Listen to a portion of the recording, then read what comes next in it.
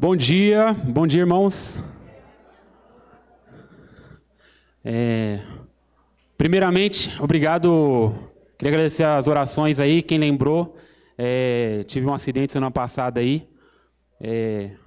Foi um pouco patético, mas ao mesmo tempo gerou consequências complicadas, né? Eu tenho o ligamento do joelho estourado, né? Então, vez ou outra, eu tenho torções, né? E aí, na semana passada, de manhã, numa cena um tanto vexatória, eu acabei torcendo o joelho. E aí, foi uma torção como outras que eu sempre tenho, né? Devido a essa lesão. E aí acabou que foi mais sério, né? Fiquei ali quase sem conseguir colocar o pé no chão, até quarta-feira foi assim. Mas depois, graças a Deus, tive uma melhora. Depois que desinflama o menisco, aí ele melhora, né? Mas logo mais a gente vai operar aí espero que dê uma recuperada. Então, obrigado aí pelas orações, deu certo. Obrigado, Jairinho, que foi lá me socorrer, lá me viu numa cena complicada lá, o Davi também. Mas tem tudo a ver com aquilo que a gente vai falar nessa manhã. E tem a ver um pouco com essa frase aqui, ó. Tempos difíceis geram homens fortes criam tempos fáceis geram homens fracos criam tempos difíceis. Essa frase ela não é cristã, ela é uma frase de cunho oriental, né? Muitos entendem assim. E hoje a gente vai falar um pouco sobre essa realidade onde nós temos uma sociedade que sofre os efeitos ali da sua geração decaída. Mas antes disso, queria orar, colocarmos diante do Senhor. Pai, muito obrigado por essa manhã, obrigado porque as tuas misericórdias elas se renovaram nessa manhã, apesar de nós.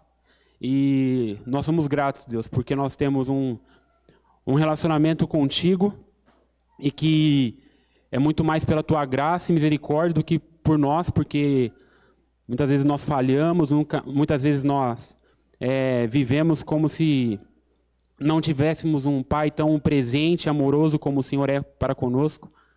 E nessa manhã peço que nosso coração seja direcionado a Ti, que possamos refletir acerca da Tua palavra, acerca daquilo que o Senhor deixou registrado nas Escrituras, para que possamos ser exortados, sermos moldados à semelhança de Cristo e caminhando de forma progressiva, de forma crescente, Pai, em santidade, em temor ao Senhor, Deus.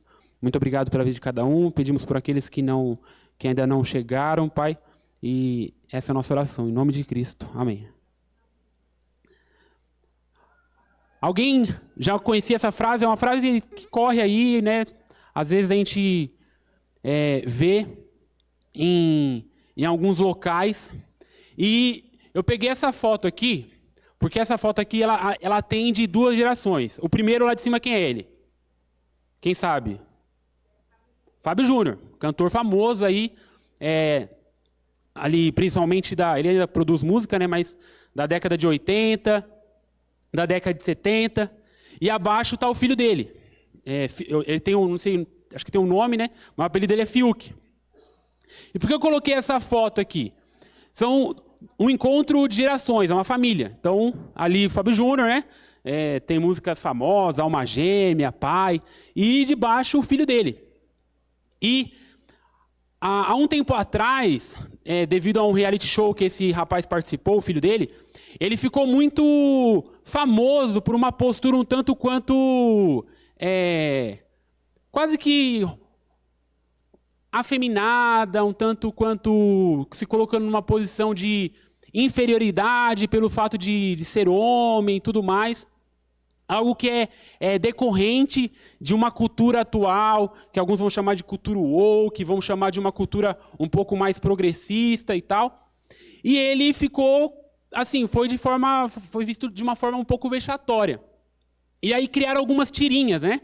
ou os memes, né, para a geração mais atual, aonde fizeram esse choque entre o pai, que é visto como um homem forte, viril, né, na visão humana, né, na visão mundana, por fato de ter vários casamentos, ter vários filhos, e ele ali na sua postura ali de falar frases como, desculpa por ser homem, me perdoa pela minha posição, coisas que, infelizmente, têm acontecido bastante, gente. Então, a gente vê ali um choque geracional, onde tem uma postura ali no mundo, uma visão de um homem ali que tem uma postura de homem, conforme a visão do mundo, e um rapaz ali tendo essa postura.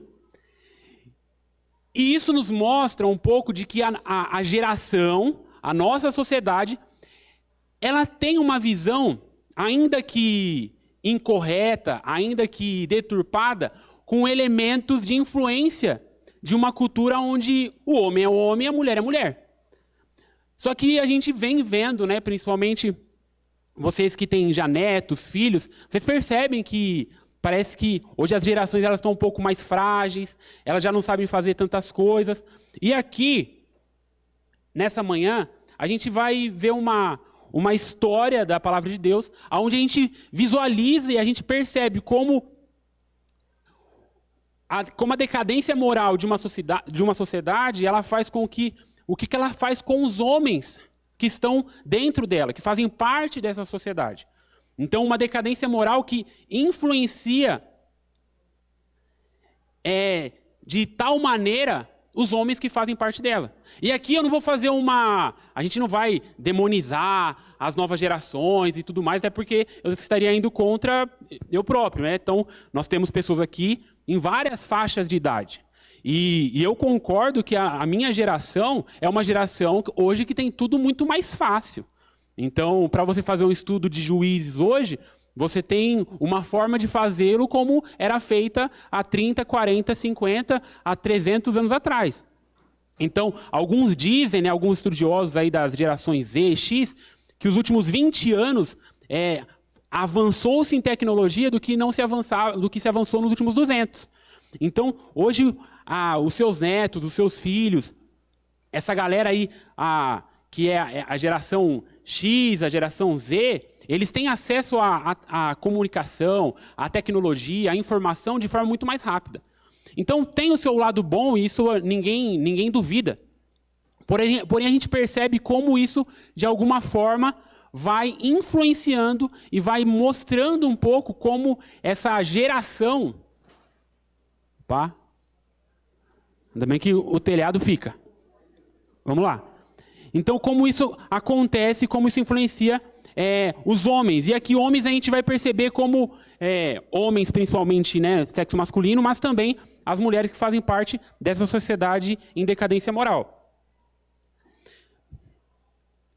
No livro de Juízes, e aqui vocês já têm acompanhado, né, alguns temas, a gente vê o chamado ciclo de falhas, onde alguns autores também vão reconhecer como um ciclo que ele está numa espiral descendente. Então o povo desobedece, ele se desvia, aí o Senhor disciplina, aí ocorre uma opressão do inimigo, né, o sofrimento, aí o povo clama por arrependimento. Aí o livramento é dado por meio de juiz, aí existe um período de paz durante o juizado, aí o juiz morre, aí o povo desobedece, se desvia e tudo acontece novamente.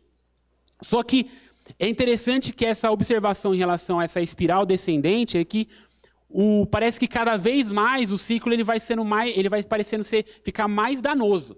Então, essa geração aqui ela fez isso, ela sofreu isso, e agora a próxima geração parece que ela faz isso vezes 2. Então, isso acontece. E, de novo, trazendo para a nossa realidade, a gente enxerga isso. Nossa, nosso tempo era de um jeito, parece que hoje está pior. Então, existe uma decadência moral ali no livro de Juízes que é evidenciada. Então, e a decadência de um povo, ela é vista pela decadência de seus homens. Só que no texto de hoje, lá em Juízes 4 e 5, se você quiser já abrindo ali, a gente vai projetar os textos aqui, mas você pode conferir aí na sua Bíblia, vai ser importante também no decorrer da aula. A gente vai ver como o Senhor, soberano sobre toda essa decadência, né? Apesar de, ele cuida, ele influencia e ele se mostra, muitas vezes por meio de pessoas que seriam consideradas improváveis. E no caso a gente vai perceber como as mulheres aqui nesse texto aqui, tanto de Juízes no capítulo 4 como no capítulo 5, elas são evidenciadas. E aqui a gente vai dividir por 2 momentos. Né? Eu vou já abrir aqui, que no livro de Juízes a gente tem um relato mais histórico do que aconteceu. E no capítulo 5 a gente vai ter a mesma história, com um pouquinho mais de elementos, um pouquinho outros detalhes a menos, mas de uma forma muito mais poética e de uma forma muito mais em expressão de louvor a Deus. Mas isso a gente vai ver com detalhes mais à frente. Então, queria convidar você para que a gente lesse. A gente vai lendo por partes, para a gente conseguir olhar quadro a quadro desse cenário. E então, nós vamos conversando, nós vamos explanando mais cada parte aí do capítulo. O texto diz o seguinte, 4, versículo 1. Os filhos de Israel tornaram a fazer o que era mal perante o Senhor, depois de falecer Eude. Entregou o Senhor nas mãos de Jabim, rei de Canaã, que reinava em Azor. Sísera era o comandante do seu exército, o qual então habitava em Harosete-Ragoim. Clamaram os filhos de Israel ao Senhor, porquanto Jabim tinha 900 carros de ferro, e por 20 anos oprimia duramente os filhos de Israel. Então, semana retrasada, né, devido a gente ter essa aula de expansão que o Café trouxe para suprir a minha falta na semana passada, a gente puxou uma da frente, colocou aqui, e agora a gente volta na sequência normal com Baraque e Débora. E na semana retrasada foi falar sobre Eude. Então, Eude, o último juiz, ele falece e a gente vê acontecendo o ciclo que nós citamos no início. O povo volta a fazer aquilo que era mal e passa a sofrer uma opressão de um rei que a gente vê ali, chamado Jabim, ali o rei de Canaã. E aqui a gente tem um cenário. Então nós temos os cananeus. Então esse povo que ao longo das escrituras a gente vê a influência deles negativa, a opressão deles em relação ao povo de Deus. Um povo que adorava Baal, um povo que tinha ali seus deuses. A gente tem o rei Jabim, e a gente vai ver ao longo do texto como ele trabalhou, né, foi ali instrumento de opressão contra o povo de Israel. A gente vê aqui citando o poderio militar que esse povo tinha. Então, a gente vai ver que o texto fala de 900 carros de guerra. E dentro do contexto ali, da época de Israel, os números, normalmente eles eram colocados como se fosse em resumo, para dar uma ideia do poderio militar que esse povo tinha.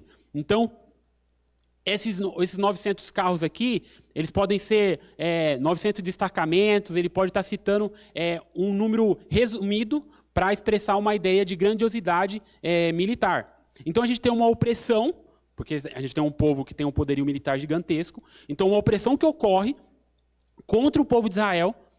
A gente tem um capitão ali, um general ali do exército ali, que é Sísera, e a gente tem um clamor. Então, de novo, a ideia do povo rebelde que se volta contra Deus, que é arredio, que é imoral, mas sofre a opressão. E agora, Senhor, nos ajuda, por favor, que nós precisamos de Ti. Então Deus, mais uma vez, na sua infinita bondade e cuidado, Ele se volta para esse povo.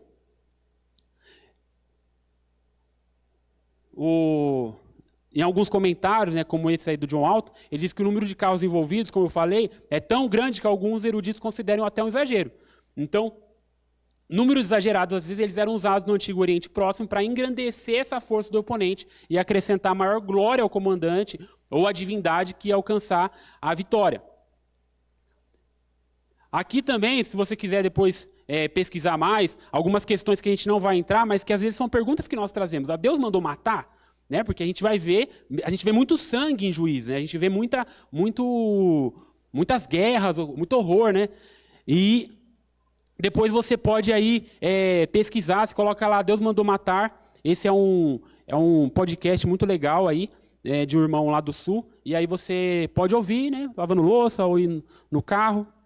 Depois, tendo mais informações acerca dessas questões que a gente às vezes se pergunta. Então, a gente vê esse cenário inicial dessa realidade atual ali de Israel. E aqui a gente tem uma nova personagem. Débora, profetisa, mulher de Lapidote, julgava Israel naquele tempo. Ela atendia abaixo da palmeira de Débora, entre Ramá e Betel, na região montanhosa de Efraim. E os filhos de Israel subiam a ela a juízo. Então, a gente tem essa mulher aparecendo nesse cenário aí meio catastrófico, e ela surge aí.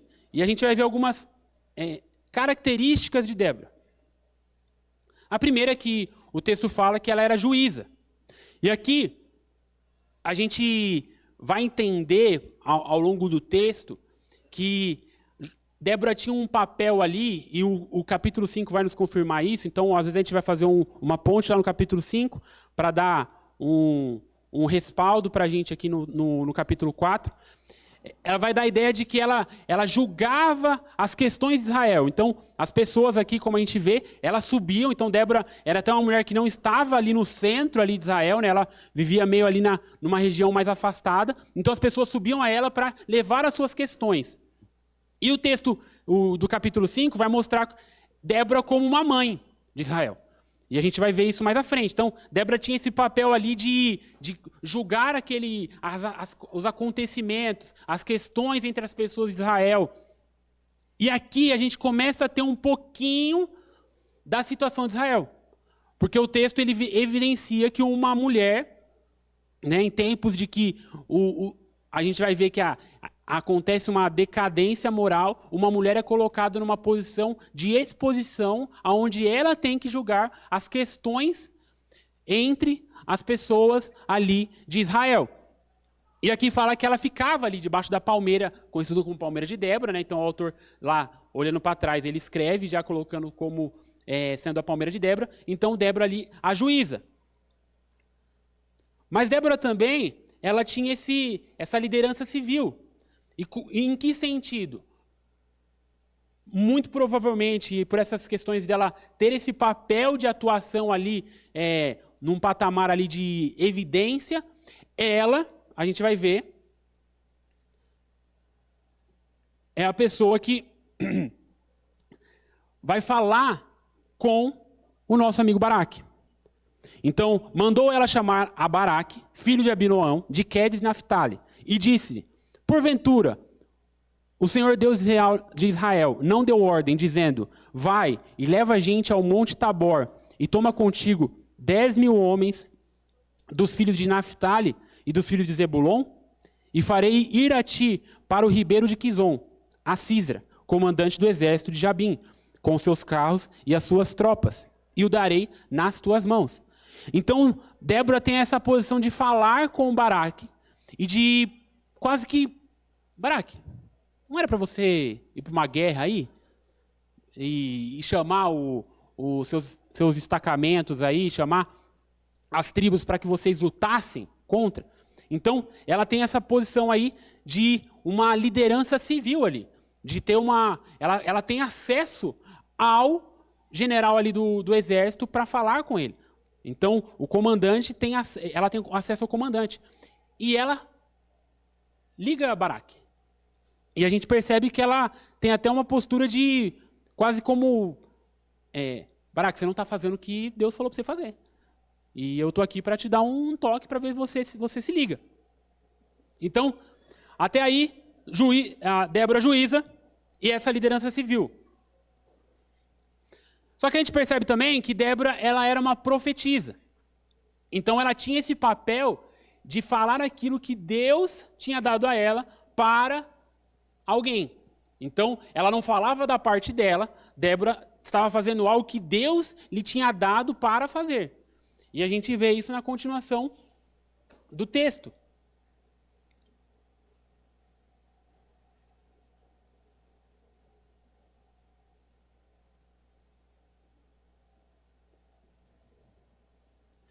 E aqui a gente tem uma colocação, espero que dê para ler, mas eu vou lê-la aqui.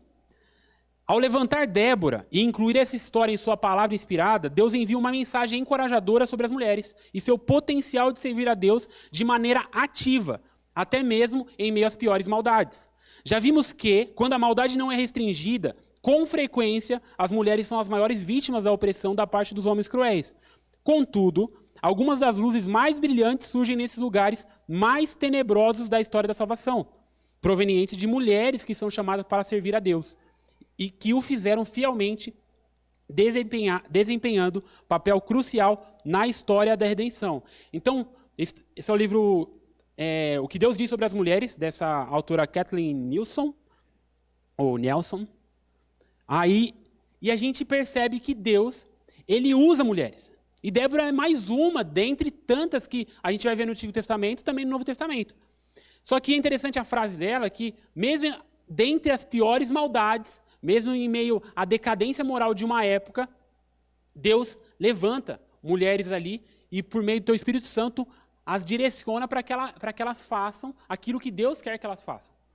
E eu não sei quem já teve contato, principalmente com missionários que trabalharam num campo, às vezes, onde não tem um homem, as dificuldades que existem ali. Recentemente, né, a gente estava lá na Paraíba, e tem uma moça que está lá na Paraíba há 3 anos, morando sozinha, naquela cidade onde a gente foi fazer lá a viagem missionária. E ela está ali, dentro daquela realidade, uma pessoa do Rio de Janeiro, morava, acho que na capital, se não me engano, mas morava na região urbana, e ela foi para o interior do interior, no sertão, e está lá fazendo um trabalho muito bonito ali com as crianças ali daquela cidade, mas até então ela está sozinha, né? Se Deus permitir, logo mais ela vai ter mais gente ali com ela. Mas a gente percebe que isso não é uma realidade tão incomum assim, de ver mulheres que são usadas por Deus em meio à falta de um homem naquele momento. Então, dito isso, onde estão os homens? Onde estão os homens ali de Israel? Onde eles aparecem? Nós o procuramos. Até o momento, está fazendo sentido essa ideia de uma falta de uma pessoa ali masculina, e a gente está vendo esse caminho, essa apresentação ali de uma decadência que está influenciando a falta desses homens ali em Israel. O texto ele continua. Eu queria que você desse mais uma olhada nele aí. Versículo 8. Então lhe disse Baraque: se fores comigo, irei. Porém, se não fores comigo, não irei. Ela respondeu: certamente irei contigo. Porém, não será tua a honra da investida que empreendes. Pois as mãos, né, de uma mulher o Senhor entregará a Sísera. E saiu Débora e se foi com Baraque para Quedes.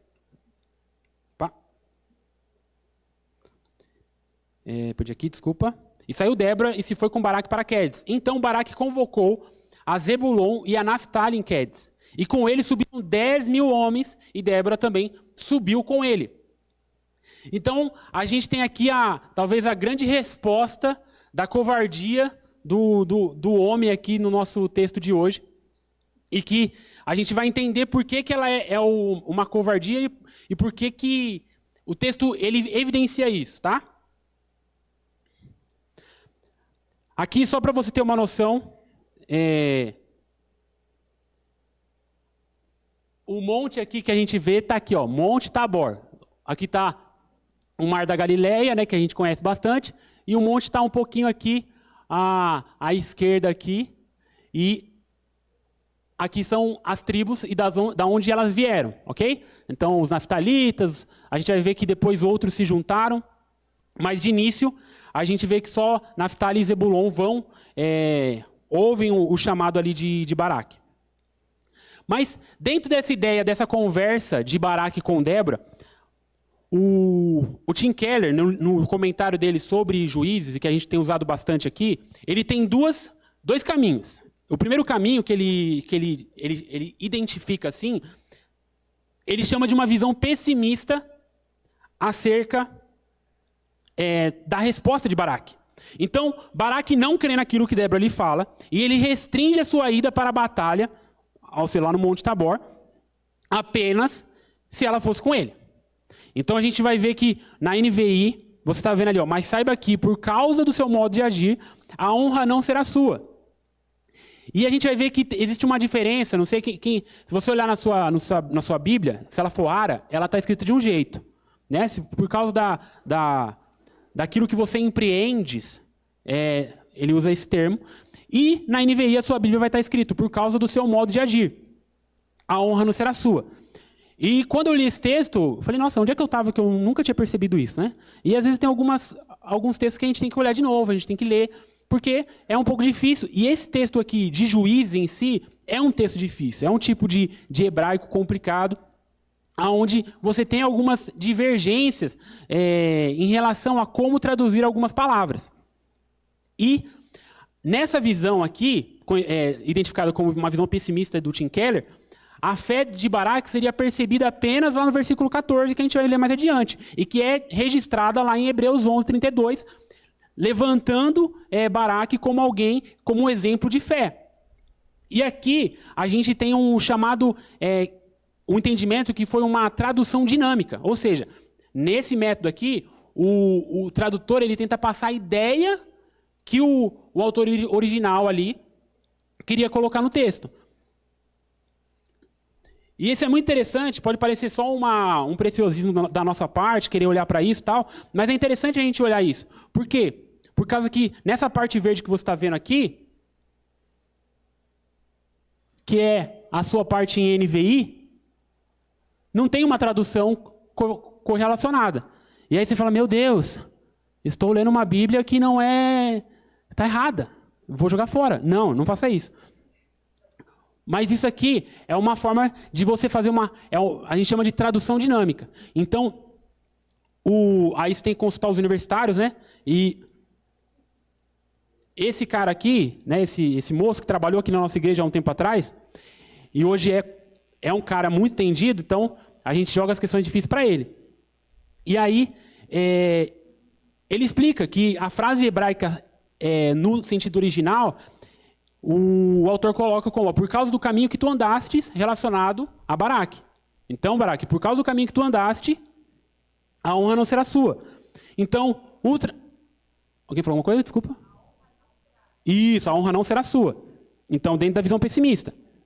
E aí, por causa do seu modo de agir, ou seja, que é o que está na NVI, que talvez para nós fica mais fácil de entender. Quando você lê na NVI, por causa do modo de agir dele, a honra não será dele. Só que na hora que a gente vê na Ara, a gente vê ali, por causa daquilo que você empreende, aí você fala, se ele está falando do passado, está falando do futuro, fica um pouco complicado. Mas por que aconteceu isso? Porque o tradutor, na NVI, ele manteve a ideia da frase. Então, se ele traduzisse exatamente o que consta no hebraico, os leitores, muito provavelmente, eles não conseguiriam entender. Que é o que acontece um pouco com como foi traduzido na Ara. Então, assim, isso é uma observação, né? Ninguém vai sair e brigar aqui por causa disso, mas é interessante a gente perceber que tem alguns textos que são difíceis, tem alguns textos que são complicados, e o hebraico de Juízes como um todo, ele é visto pelos comentaristas como um hebraico um tanto complicado.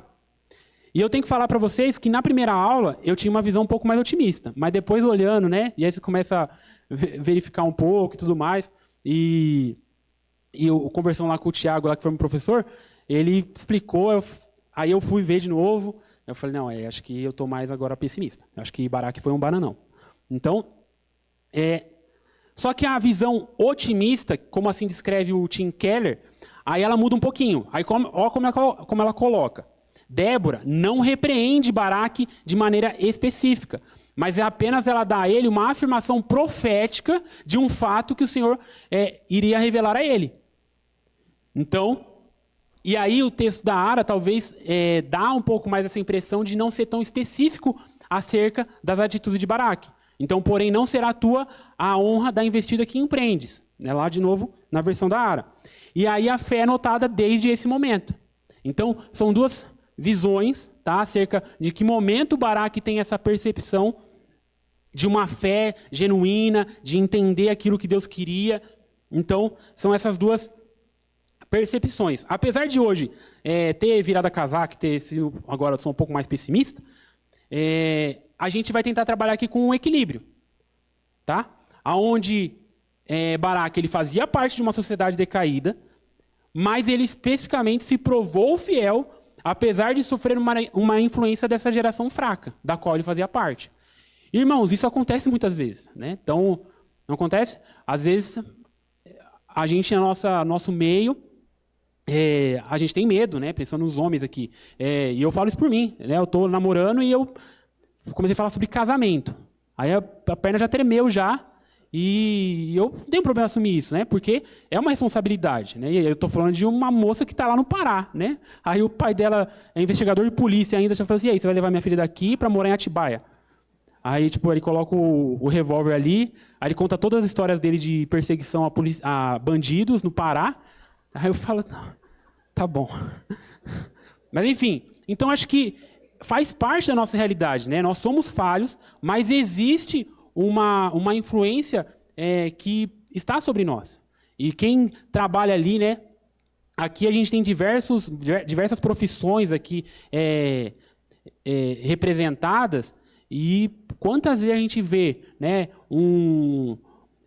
acho que talvez até o Ronaldo, né, que às vezes faz abordagem, né, quantos moleques você pega, né, cada vez você vai pegando mais moleque, né, cada vez você vai lidando com mais meninos. E, infelizmente, nós, como igreja, nós temos um papel de atuação na sociedade onde precisa ter uma masculinidade representada, né, porque a gente vai ver aqui, ao longo do texto, que Débora ficou exposta. Outras mulheres ficaram expostas por causa desse apagamento da representação ali masculina no meio do povo de Israel. Mas, dito isso, entendendo ali que Baraque, a gente não conta para ninguém, mas ele foi um banana, a gente olha como ele sofreu essa influência no decorrer ali da apresentação, como o autor coloca, em Juízes. Okay? Mas se você quiser ter uma visão mais otimista dele, tá tudo bem, eu tinha até também há 2 meses atrás, e a gente continua sendo amigo. Só que aí a gente, visto que existe uma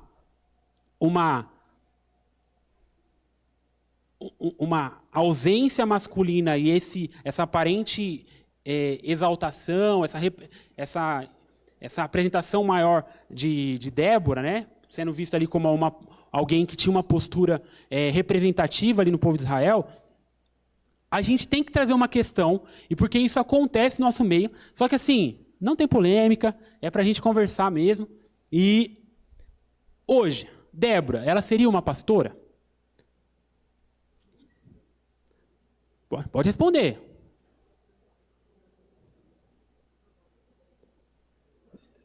Provavelmente, alguns vão entender isso, porque, nossa, a gente está vendo ela cuidando das questões do povo de Israel.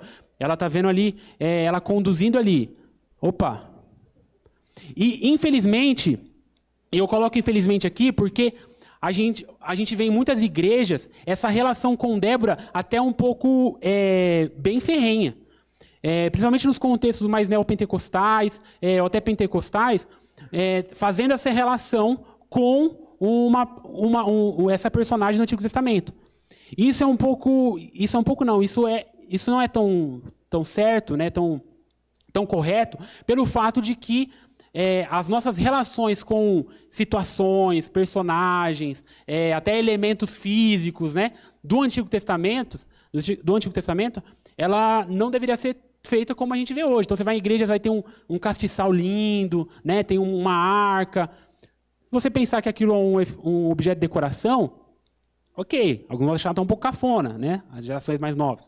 Mas aquilo não tem efeito de forma efetiva e de forma onde a gente fale aquilo gera alguma coisa na minha vida cristã com aquele elemento ali do Antigo Testamento. Então, a gente vai trabalhar que não existe essa relação de Débora hoje e hoje Débora. Então, a gente não pode fazer isso, porque isso nós estaríamos fazendo uma inferência. Então, Só que também, ao mesmo tempo, a gente não pode seguir uma ideia liberal, uma ideia totalmente aberta, né? De influenciar, de trazer essa relação e de falar, não, porque ela foi assim, a gente pode fazer isso hoje e tudo mais. Porque, meus irmãos, a gente vai ver ao longo do texto que Débora estava ali, assim, porque Deus quis, mas porque era uma consequência de homens totalmente omissos. E, ao mesmo tempo, a gente não pode ser tradicionalista, né? E tradicionalista aqui no sentido pejorativo da palavra, né? Não, então, ó, a gente... Não, Débora nem era tanto assim, não, Deus nem usou ela. Né? Porque, às vezes, isso acontece também. Né? Infelizmente, a gente está carregado de extremos. Né? A gente deve olhar para a palavra e se ater àquilo que ela diz. Então, a gente vai ver que no Antigo Testamento as mulheres são iguais aos homens. Mas, desde Gênesis 1, a gente vai ver que elas não é equivalente no sentido de função, no sentido daquilo que Deus queria que cada um fizesse ali em termos específicos. Então, homens e mulheres, eles não significam a mesma coisa. Porque hoje, se a gente falar isso, a gente vai estar falando como a geração está falando atualmente, né? Então, não tem mais isso, né? Você caminha por aqui, depois você volta por aqui e tal, e é isso aí. Não, Deus fez, cada um ali com as suas funções, cada um com a sua responsabilidade. Mas o Tim Keller ele traz uma frase muito interessante aqui, que é: o ministério feminino é uma dessas controvérsias sem fim. É improvável que a igreja chegue a um consenso sobre isso. É um assunto importante, mas não deve ser a causa de julgamentos cáusticos, ou seja, não deve ser a causa de julgamentos fervorosos, que não tem fim, ou que a gente fica aqui numa aula domingo de manhã, né, falando sobre isso. Mas o nosso desejo, ele falando, é que pessoas com pontos de vista diferentes sobre esse tema vivam em harmonia. Tal atitude tornaria nossas igrejas bastante incomuns. Se fôssemos capazes de dizer: discordo de você, mas concordo com você no que é realmente importante. Somos irmãos e serviremos e cultuaremos juntos. Mostraríamos ao mundo o retrato tão necessário da unidade e do amor de Cristo. Então, ele, ao comentar sobre essa parte do texto, ele traz essa expressão aqui interessante, onde a gente pode olhar para isso e perceber que é possível que irmãos genuinamente irmãos tenham visões diferentes da minha e da sua. Porque aqui isso tem. Né? Se a gente começar a entrar em detalhes aqui teológicos, a gente vai ter várias visões em algumas questões específicas. E aí, você está numa igreja, né? E a gente é membro de uma igreja, faz parte dela, segue ela. Então, todo mundo deu a assinatura lá na hora de se tornar membro. Então, como é que a minha igreja lida com isso, né? A minha igreja, a mulher pode dar aula, a mulher pode falar, a mulher é pastora, a mulher não pode fazer nada. Como é que é a sua igreja? Então, aqui na nossa igreja a gente claramente tem uma visão, né, uma percepção sobre isso. E... acabou o assunto polêmico. Não, brincadeira. Mas é para a gente compreender de que existem questões que elas não são extremamente relevantes. Então, o Hernandes Dias Lopes ele diz que no essencial, unidade. No não essencial, diversidade. É lógico, uma frase solta assim, a gente tem que, lógico, ver os desdobramentos dela. Mas, pensando no Hernandes e pensando na seriedade dele e tudo mais, ele mostra e ele expõe para a gente algo que a gente às vezes devia se colocar. Voltar para João 17 e ver quando Jesus ele ora por nós, os crentes que viriam a se converter, e ele termina ali falando: eu peço que vocês sejam um, para que o mundo veja que vocês são um e olhem para mim. Então, a gente às vezes vai lidar com questões difíceis, vai lidar com questões divergentes, mas o ponto principal dessa aula também, a gente vai bater não, né, Jonatas? A gente vai olhar para essa questão de maneira mais pontuada, é que Deus que levantou Débora, porque Deus quis, porque Ele é assim, porque Ele é soberano sobre todas as coisas. Então, Ele foi lá e falou com ela.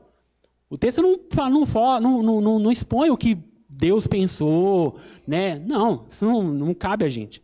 Ele escolheu levantar Débora, e Débora faz aquilo, e naquele momento foi a única que obedeceu. A gente vai ver uma outra, né? Mas é isso. Então, aqui a gente dá um intervalo e nós voltamos dentro de 10 minutos.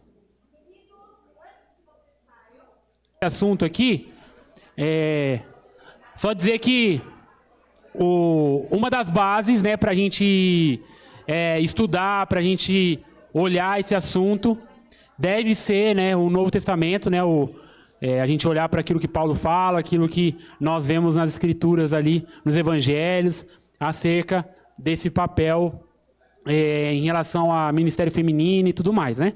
Então, não é o tema da aula, né? Mas era importante a gente dar pelo menos uma passada nesse assunto, mas continue estudando, continue vendo, e se tiver uma série aí mais para frente que toque mais no assunto, aí a gente volta. Então, o texto ele vai continuar, e agora a gente tem uma... Eu vou ficar sentado aqui porque chega uma hora que o joelho dá uma latejada.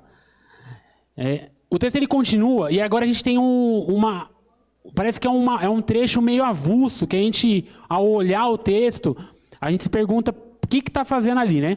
E no versículo 11, ora, Éber, queneu, se tinha apartado dos queneus, dos filhos de Robabe, sogro de Moisés, e havia armado as suas tendas até o carvalho de Zaanaim, que está junto a Quedes.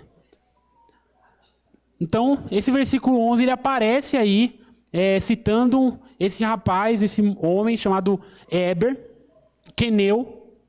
Ele era um descendente ali do sogro de Moisés, e aqui você está vendo aqui, né, dos filhos de Robabe. Muito se entende que Robabe não seria, né, Jetro, que é aquele famoso que a gente conhece, né, mas que Robabe seria o filho de Jetro, né. Então, só para a gente ter essa... Está vendo aí, Robabe, sogro de Moisés, mas sogro de Moisés não era Jetro. Então, tudo indica que são pessoas diferentes, né, como eu falei no texto lá do hebraico, as palavras elas são muito semelhantes, né, as consoantes ali.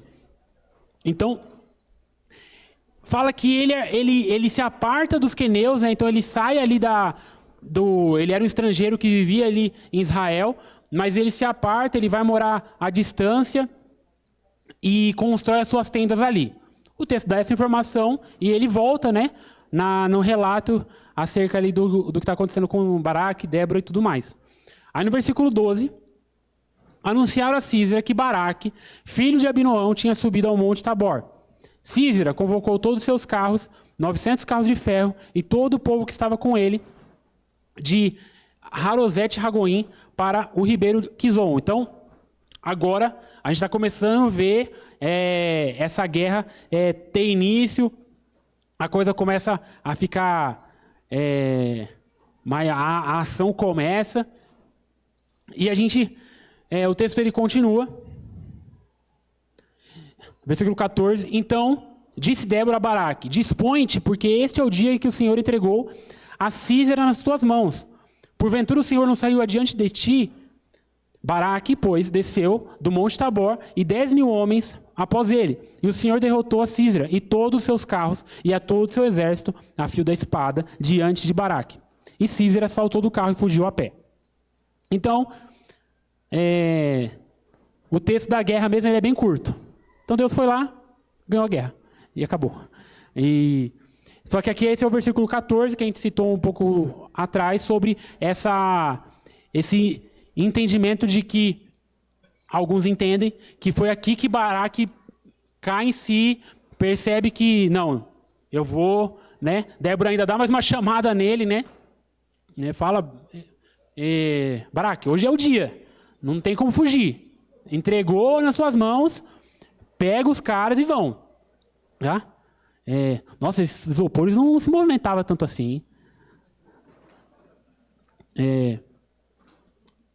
Então, vamos voltar aqui. A gente percebe, irmãos, e isso fica claro para a gente no texto, que Deus derrotou Sísera e o seu exército. Então, não foi a estratégia de Baraque, não foi a coragem de Baraque, obviamente não foi. Não foi nem a destreza ali, a coragem de Débora, né? Foi Deus. Deus, ele derrota ali Sísera e seu exército. Ele se mostra como o rei soberano, como comandante, né, dos exércitos, e ele, então, ele derrota Císera. E a gente vai ver os detalhes um pouco de como foi essa derrota mais adiante.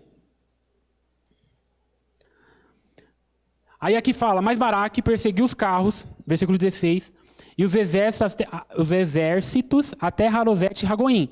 E todo o exército de Císera caiu ao fio da espada, sem escapar nem sequer um. Porém, Císera fugiu a pé para a tenda de Jael, mulher de Éber, o queneu, porquanto havia paz entre Jabim, rei de Azor, e a casa de Éber, o queneu.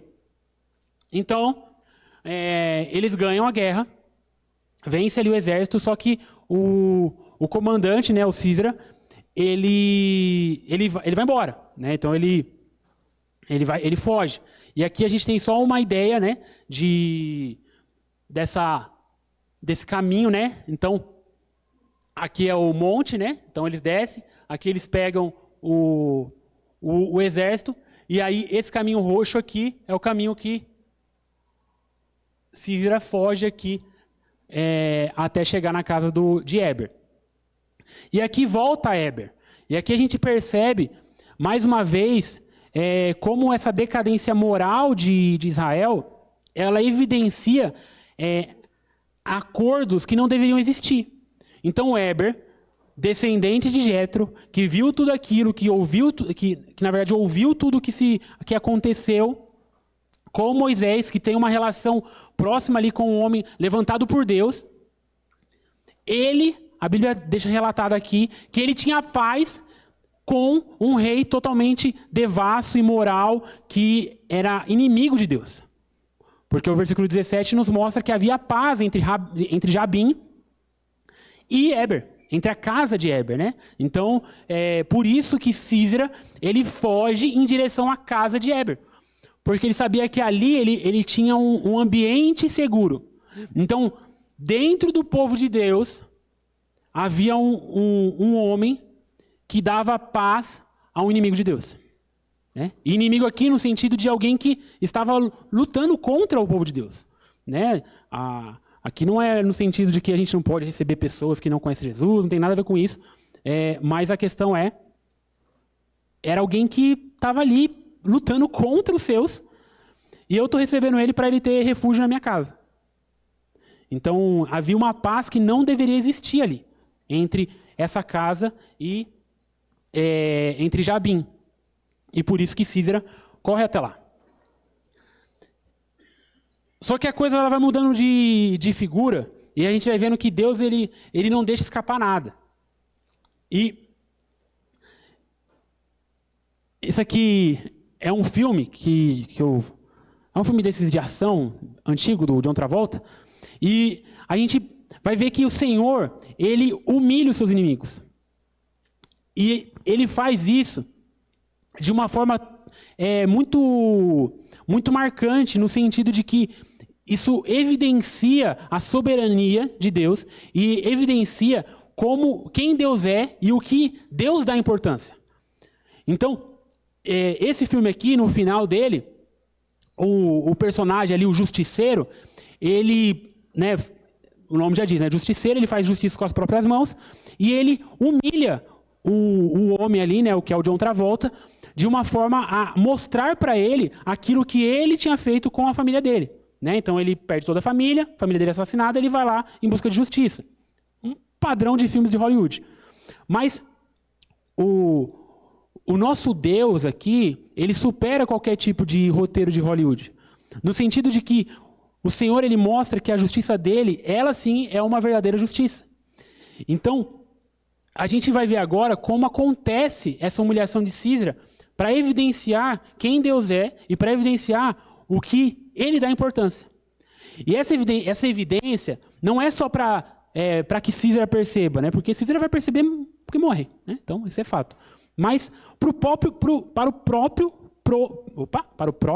povo de Deus.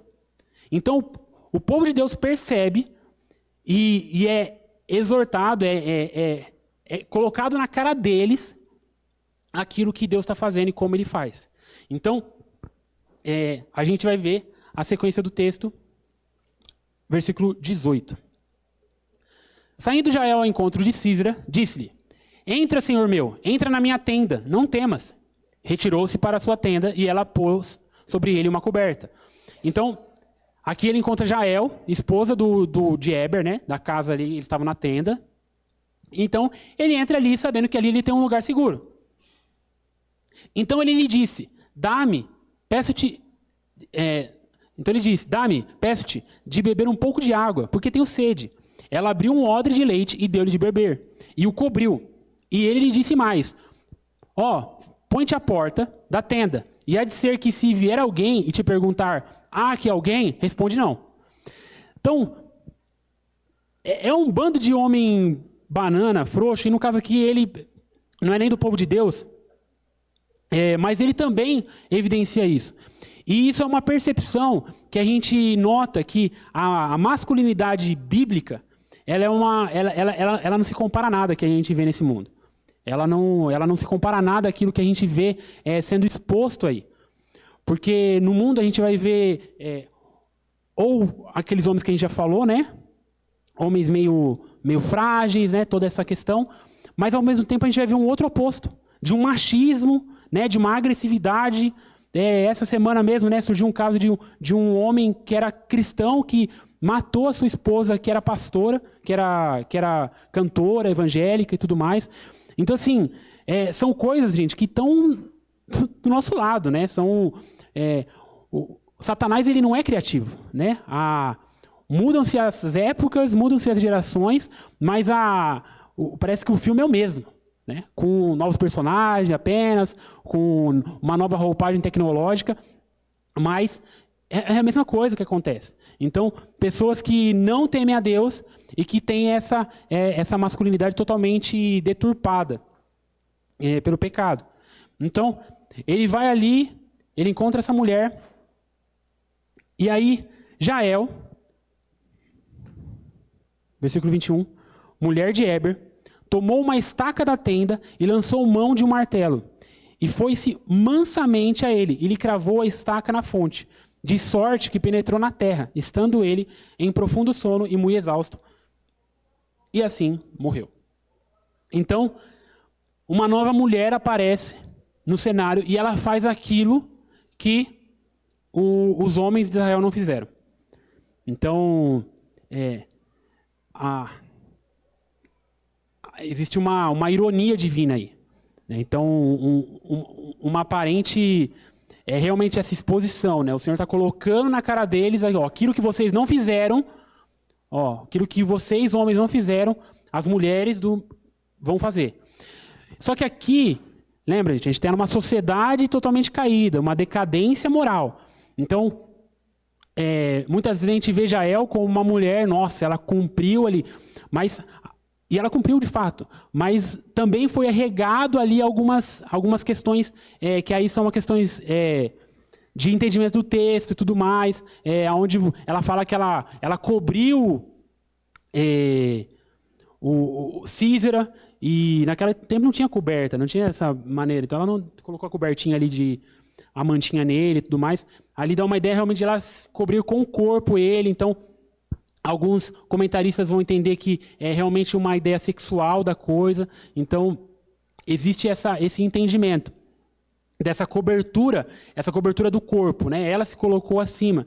Então, e lembrando, ela já fazia parte de uma estrutura ali, né? A sua família já tinha uma decadência ali pelo fato de já ter essa relação com o Jabim ali, com um rei que não deveria ter. Então, são questões que a gente vai vendo no texto, de que apesar de, o Senhor usa pessoas.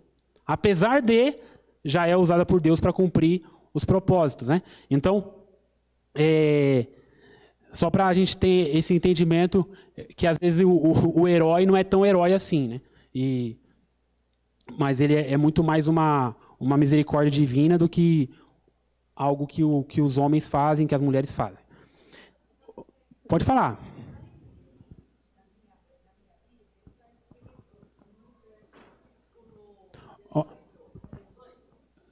No versículo 18 está escrito: venha, entre na minha tenda, meu senhor, não tenha medo. Ele entrou e ela o cobriu com um pano. Isso, exatamente. Dá outra ideia aí. Isso, dá outra ideia Você mesmo. falou. Só que aqui a gente vai ter primeiro, é um entendimento do tradutor, e isso tem a ver com aquele lance que a gente falou, com aquela questão da tradução dinâmica. Então, ele passar a ideia de algo. Então, quando ele está falando ali sobre a questão de uma cobertura de pano, ele está dando a ideia de que realmente ela foi para ele e se cobriu com ele. Entendeu? Então, isso eu sei que é um pouco complicado, só que por que eu estou escolhendo falar isso? Porque às vezes é só para a gente ter um entendimento do contexto. Então, Jael, ela faz parte de uma família decadente. Então, Jael já é esposa de um homem que ele criou relações com Jabim, então com um povo que era inimigo de Deus. Então, Jael não é o mesmo padrão ali de Débora, né? Então, a gente não tem duas heroínas em iguais valor, né? De igual valor. A gente tem uma Débora obedecendo ao Senhor e demonstrando isso, e a gente tem Jael cumprindo os propósitos de Deus, fazendo aquilo que deveria, e aqui a gente nem vai ter detalhes sobre o porquê que ela faz o que faz. Mas, sim.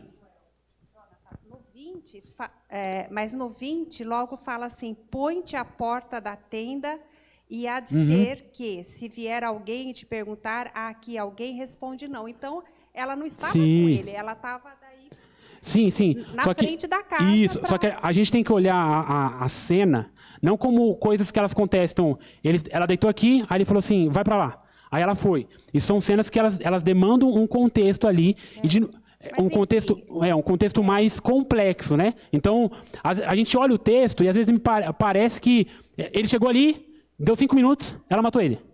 E isso não é a ideia. Até porque ela conseguir ter esse acesso a alguém que era um comandante do exército demandava ela ter uma habilidade, gente, aqui que não ia ser na força. Ia ser num contexto de conquista. E conquista aqui no sentido de fazer ele ter a confiança. Então, ela não dá água para ele. Ela dá leite. Então, ela não faz com que ele fique forte no sentido da palavra. Ela faz com que ele durma, que ele fique com ela, que ele esteja exausto, que ele fique ali totalmente propenso a que ela esteja apta a dar aquela estaca ali. E aqui, depois, aqueles que quiserem mais informações sobre o nosso conteúdo aqui, aí, de novo, tem gente muito mais capacitada e muito mais hebraísta do que eu para dar esses adendos. E lembrando que o texto de Juízes ele é considerado um hebraico muito complexo e muito difícil. A gente viu um texto agora aqui que a gente lê de um jeito, parece uma coisa, lê de outro, parece outra. Então, só que isso é uma questão de tradução. Isso não tira a essência do texto, isso não tira aquilo que Deus queria mostrar para nós. E muito pelo contrário, isso mostra que a gente tem que estudar, né? Que a gente tem que ir atrás. E depois eu posso até passar mais detalhes aqui sobre essa questão de Jael e como ela teve esse aspecto muito mais de conquista e de deixar ele suscetível a ela do que propriamente ela fazer isso na força e tudo mais. Mas, continuando, a gente vai chegando no final do capítulo 4, e no versículo 22, diz assim, eis que perseguindo Baraque a Sísera, Jael lhe saiu ao encontro e lhe disse, vem, e mostrar-te-ei o homem que procuras. Ele a seguiu, e eis que Sísera jazia morto, e a estaca na fonte. Assim, Deus naquele dia humilhou a Jabim, rei de Canaã, diante dos filhos de Israel. E a cada vez mais a mão dos filhos de Israel prevalecia contra Jabim, rei de Canaã, até que o exterminaram. Então, Jael vai de encontro, ela pega Baraque, ó, vem cá, ó, deixa eu mostrar aqui, ó, quem está aqui. Então, em nenhum momento a gente percebe assim uma postura de Jael ali, no sentido de, nossa, eu matei aquilo que Deus queria que tivesse matado. Mas muito mais uma postura de que a gente não tem detalhes aqui, mas, ó, o homem está aqui, ó, morto. Olha aí. E isso aí, mais uma vez, ela faz aquilo que Baraque deveria ter feito. E aí Deus, naquele dia, humilha o Jabim, o rei de Canaã, diante dos filhos de Israel. Essa foi a descrição histórica do nosso texto, né, do que aconteceu. Mas é interessante a gente lembrar que muitas vezes algumas coisas acontecem conosco, né? E a gente muitas vezes se atém aos detalhes, a como as coisas aconteceram e tudo mais. E o texto de Juízes, e isso acontece em outros textos do Antigo Testamento, e aqui é uma frase que o próprio pastor Pedro Dutti ele coloca, no capítulo 4 acontece, é o que aconteceu. Né? Então está em prosa, uma descrição histórica. Mas no versículo 5 a gente tem uma poesia, uma expressão de louvor. E é o que genuinamente aconteceu. E é muito interessante a gente fazer isso com a nossa vida. Muitas vezes a gente passa por situações, dificuldades, de aflições, de tribulações, e a gente quer ser muito mecânico como as coisas acontecem. Nós queremos ser muito racionais. Ah, aconteceu isso, foi isso. Só que a gente esquece que a gente serve um Deus vivo que mora em nós e que ele muda o entendimento da nossa realidade. Então, se tem alguém que não pode ser somente racional, é o crente. E racional aqui no sentido, gente, não é de não saber o que está acontecendo ou não saber o que fazer em meio a situações. Mas é de refletir acerca do que Deus quer em meio a essas situações. Porque agora a gente vai entrar no capítulo 5 e a gente não vai ter mais detalhes, né? A gente vai ter todas as ações direcionando para o Senhor, para aquilo que Ele fez e para aquilo que Ele queria fazer. E lógico, talvez é difícil para a gente, né? A gente consegue fazer o capítulo 4 da nossa vida, a parte histórica. Né? Cada um aqui tem sua história, e cada um aqui tem sua situação específica de vida, de tribulação que passou. Mas quantos de nós consegue colocar diante do Senhor e refletir acerca do que Deus queria fazer nas situações que Ele deixou que acontecesse na nossa vida?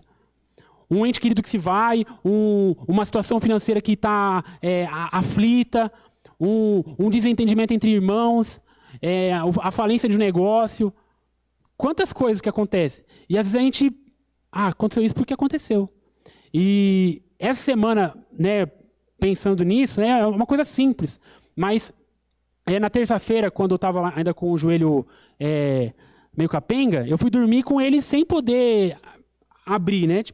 E muita dor e tudo mais. E no dia seguinte, eu acordei, e assim, a gente às vezes é muito cético, né? E a gente deveria ser menos cético. Eu acordei, eu levantei, fui andar, aí eu... Não, mas estava doendo isso aqui.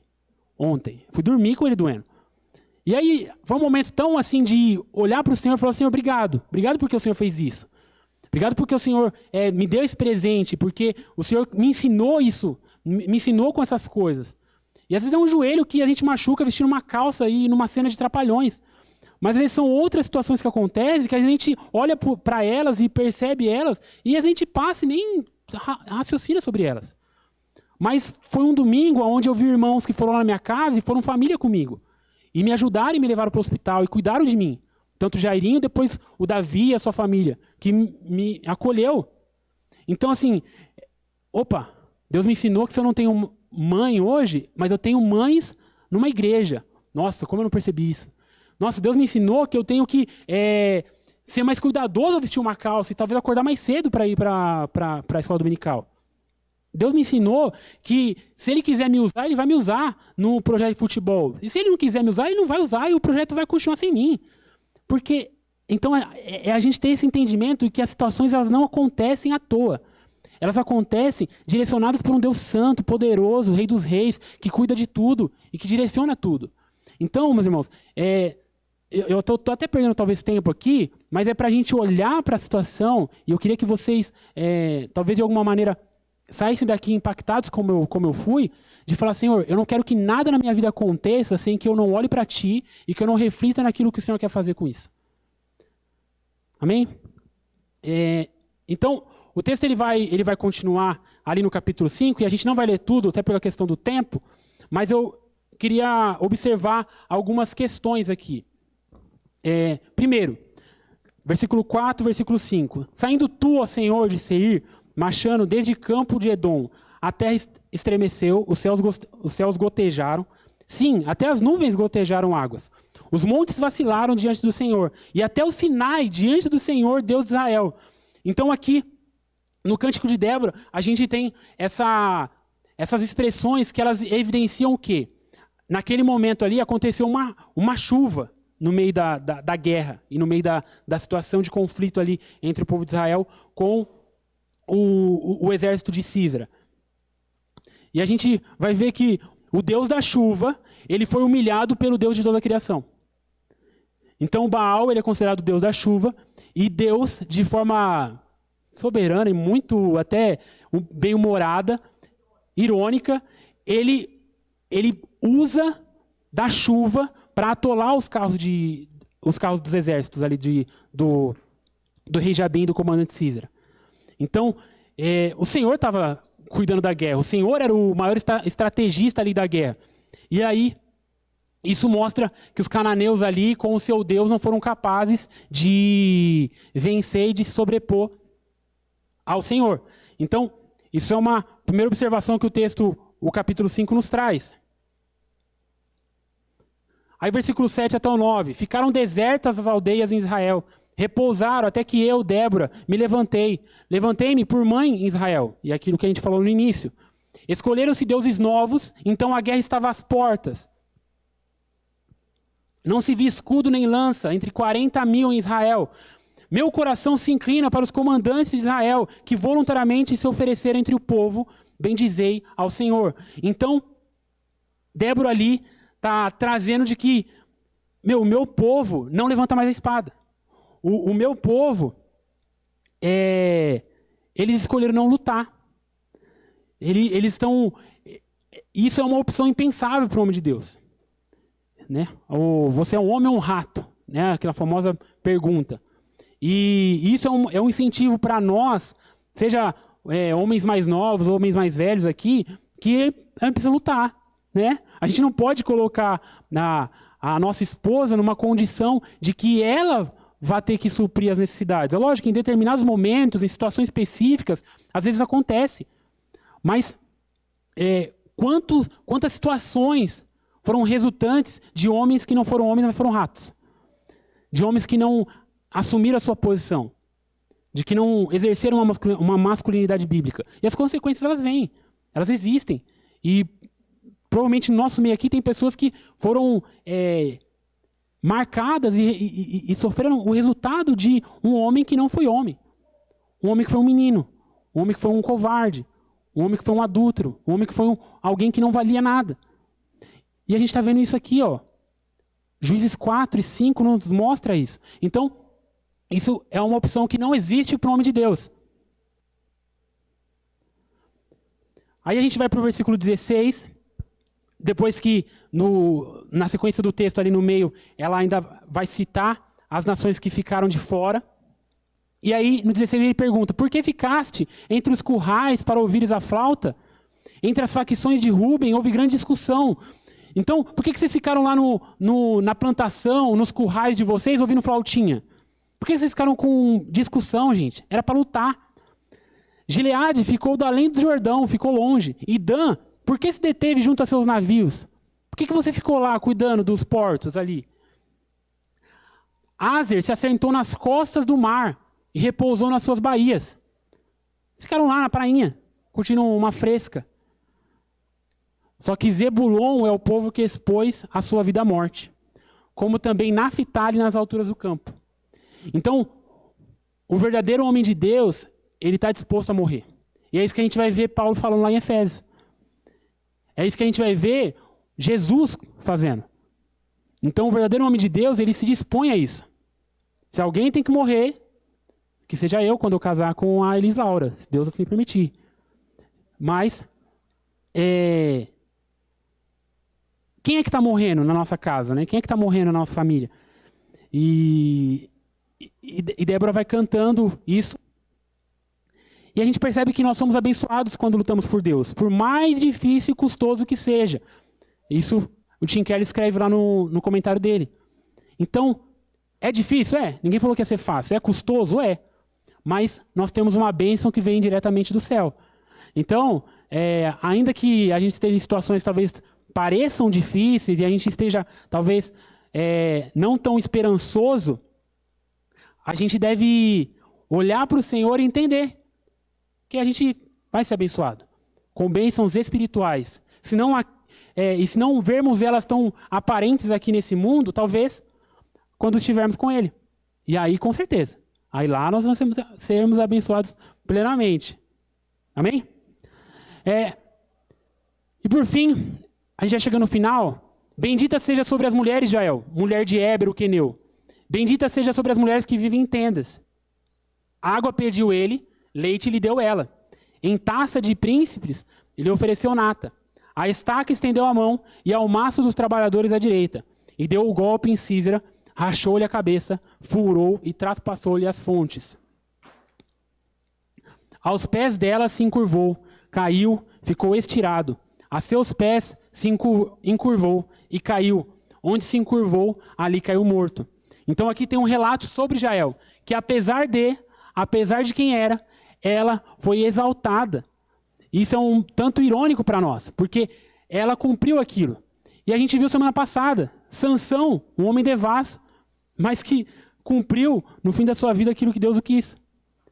Ali ele entendeu. Então, às vezes é um pouco complicado para nós, né, perceber que Deus usa pessoas falhas para cumprir os seus propósitos. De novo, a gente não pode fazer uma relação de igual modo, de equivalência, com coisas que acontecem no Antigo Testamento com a nossa realidade hoje. Nós somos chamados a ter uma vida cristã, em santidade, pura, de maneira íntima com Deus, mas nós percebemos que Deus ele tem os seus métodos, ele tem a sua maneira de fazer. E Jael, então, faz aquilo que era para ter sido feito, aquilo que Deus queria que já era para ter sido feito lá atrás. Os cananeus não eram nem para estar mais ali enchendo o saco do povo de Israel.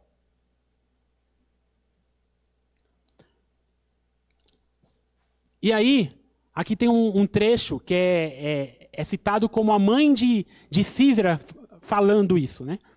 Porventura, não achariam e repartiriam os despojos, uma ou duas moças a cada homem?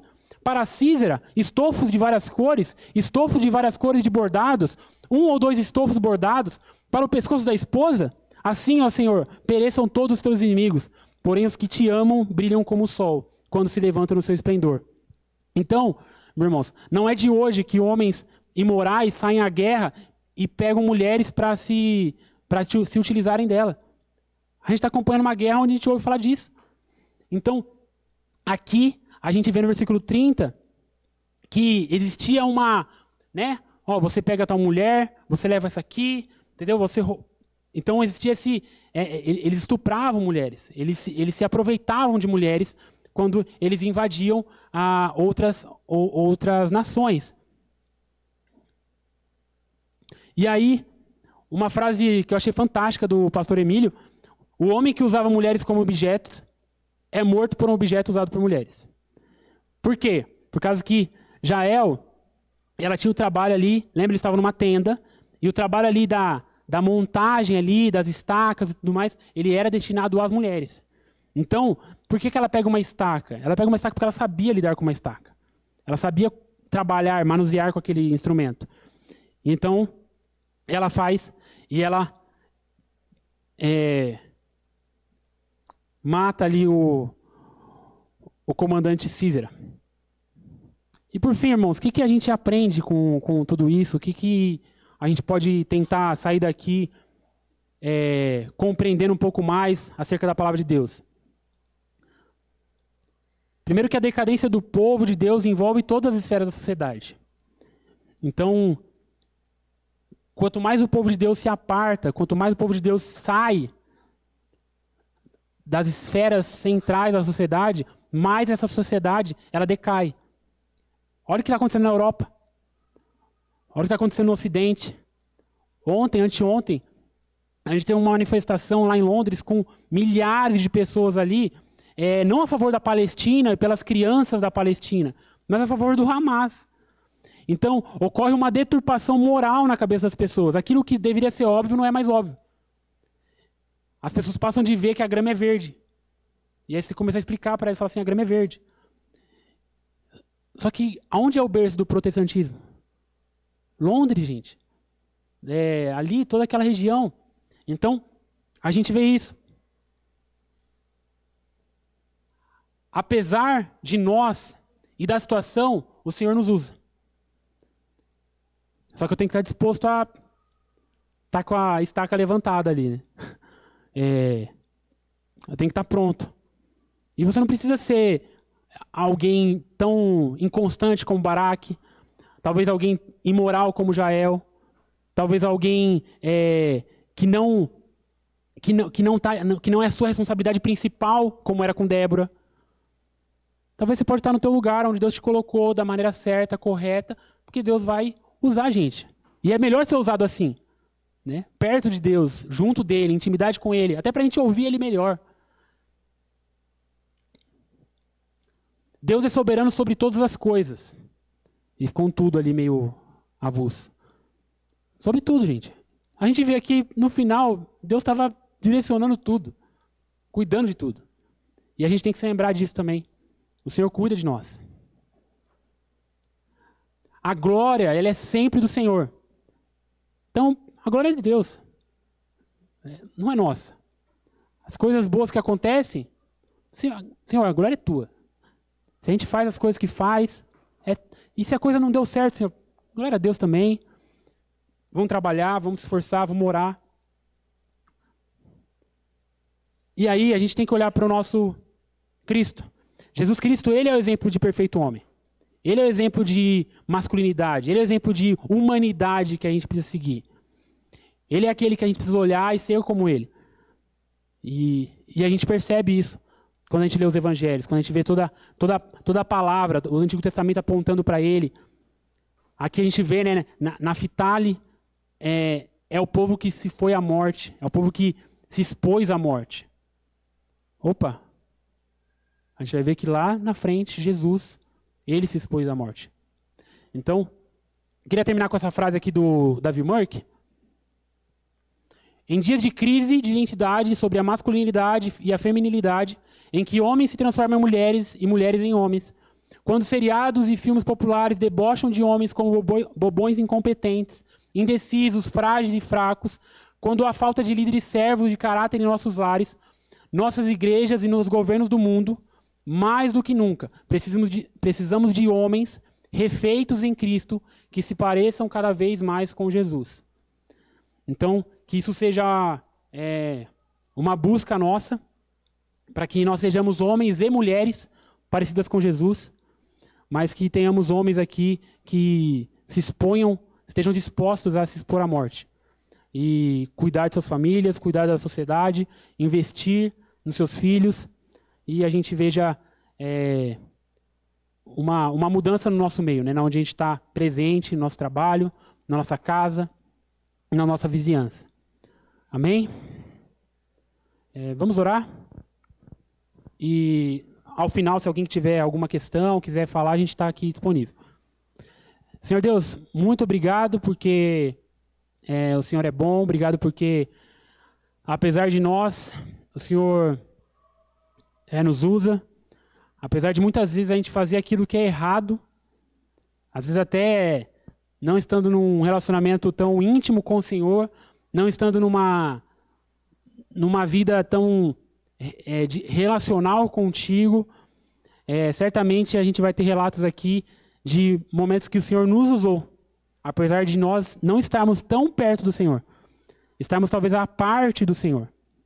Mas eu peço que o Senhor nos ajude, Deus, a ter um coração voltado para Ti, a ser obediente, a ouvir o Senhor e estar sensível como Débora estava e cumpriu aquilo que lhe foi dado, entendendo o seu papel, entendendo a sua responsabilidade, entendendo até os riscos que tinha. Ou talvez, às vezes, como Baraque, um pouco inconstante, meio incrédulo, talvez até influenciado por uma geração ao redor dele, mas que no devido tempo que o Senhor propôs, cumpriu a tua vontade, fez o que deveria ser feito. Até mesmo Jael, que nós vimos aqui, e que talvez nos falta um pouco de informações acerca de quem ela era e qual era realmente as intenções dela, mas que o Senhor usou para fazer aquilo que o Senhor queria. Então, nos dá um coração sensível, Pai. Nos dá um coração dedicado a Ti, para que sejamos firmes. E apesar de hoje vivermos numa sociedade que também tem a sua decadência moral específica, nos ajuda a sermos luz, a sermos influência, e que isso seja baseado na pessoa de Jesus. Que a gente cumpra aquilo que Cristo cumpriu, que a gente imite-o, para que as pessoas possam olhar para nós e ver a pessoa do Teu Filho, se renderem a Ele e terem suas vidas transformadas também, assim como o Senhor um dia transformou a nós.